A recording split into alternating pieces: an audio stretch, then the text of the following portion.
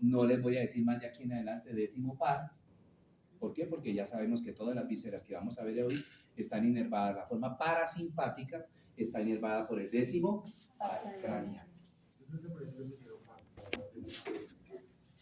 Pero si es el que más trabaja.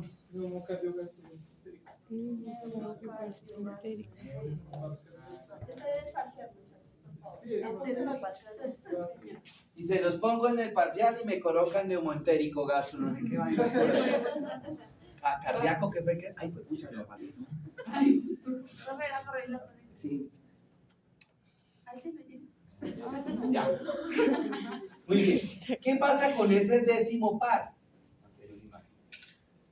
Acá. Mire el décimo par que viene del tórax.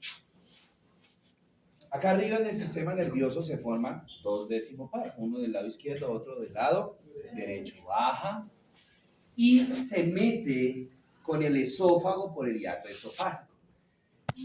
Imagínense que yo soy el esófago en tórax. Entonces, mis brazos son décimo par, izquierdo, derecho. Tronco vagal izquierdo, tronco vagal derecho.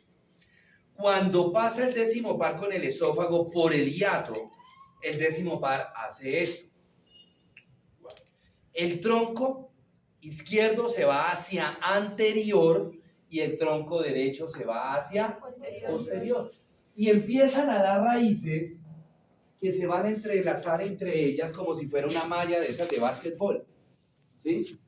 Tanto por la parte anterior como por la parte posterior, no solo del estómago, sino también de todas las vísceras supramesocólicas. ¿Sí? Pero sigue siendo el mismo décimo par. Sigue siendo el mismo décimo par. ¿Sí? Entonces, por ejemplo, el tronco, las raíces nerviosas del tronco anterior me va a irrigar, pues me va a inervar toda la parte anterior del estómago. Y el tronco posterior, toda la parte posterior del estómago. ¿Cierto? Ok.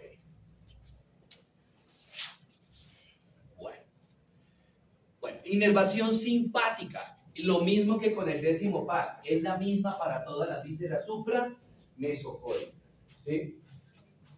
Esa inervación simpática del estómago, duodeno, hígado, páncreas, vaso, proviene de los segmentos medulares T6 a T9 que me van a formar un nervio que se va a llamar nervio esplácnico mayor. Entonces, la inervación simpática del estómago estará dada por el nervio esplácnico mayor. ¿Cómo se formó el nervio esplácnico mayor? Por los segmentos medulares T6, T7, T8, T9. ¿Listo? Muy bien. Pregunta sobre estómago. Pasemos al duodeno. El duodeno corresponde a la primera porción del intestino delgado. ¿Sí?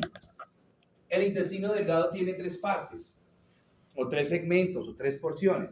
La primera porción se llama duodeno, la segunda porción se llama yeyuno y la tercera porción se llama ilion. Lo que es el yeyuno y el ilion son vísceras inframesocólicas. Inframesocólicas.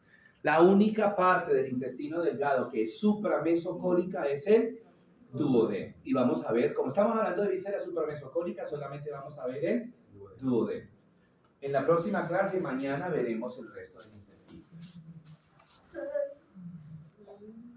intestino. El duodeno mide aproximadamente 25 centímetros, tiene un trayecto en forma de letra C. ¿Sí? Tiene un trayecto en forma de letra C. Tenemos una imagen. Aquí. ¿Sí?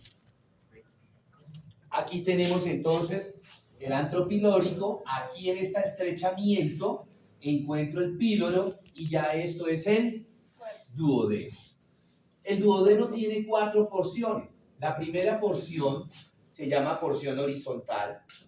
La primera porción se llama bulbo duodenal, que es la porción dilatada. La segunda porción se llama la porción descendente. La tercera porción se llama la porción horizontal. La cuarta porción se llama la porción ascendente. ¿Dónde comienza el duodeno? En el píloro. ¿Y dónde termina? Aquí, en la unión duodeno-yeyunal. Aquí hay un ligamento que me eleva, ese duodeno me lo sube, ¿sí? Y hasta ahí, hasta el ligamento, es que llega el duodeno. ¿Cómo se llama ese ligamento? Se llama ligamento duodeno yeyunal. Anteriormente se llamaba ligamento de Treitz, pero acuérdense que ya no se usan los epónimos, ¿sí? Entonces, el duodeno llega hasta el ligamento de duodeno yeyunal, y del ligamento duodeno yeyunal hacia adelante ya es el yeyuno, ya es la parte inframesocólica. Importancia, más adelante la vamos a ver, que en la parte posterior de la segunda porción del duodeno van a terminar la vía biliar. Así, ahorita más adelante vemos la vía biliar.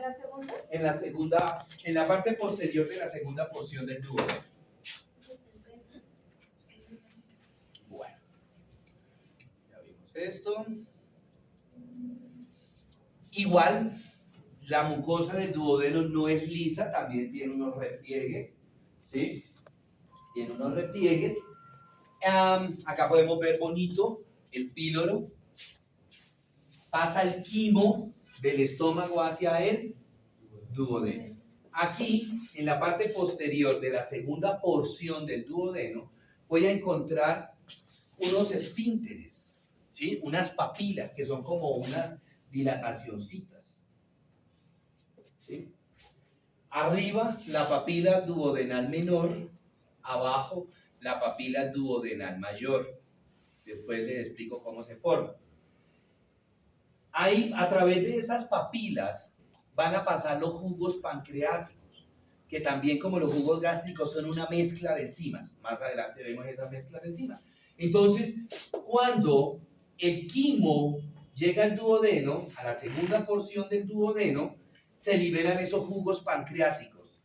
Y, oigan, se termina el proceso de desdoblamiento de los alimentos. Cuando ese quimo se mezcla con los jugos pancreáticos, se termina de desdoblar los alimentos. ¿Qué es lo último que se desdobla principalmente acá en el duodeno? Las grasas, ¿sí? Las grasas.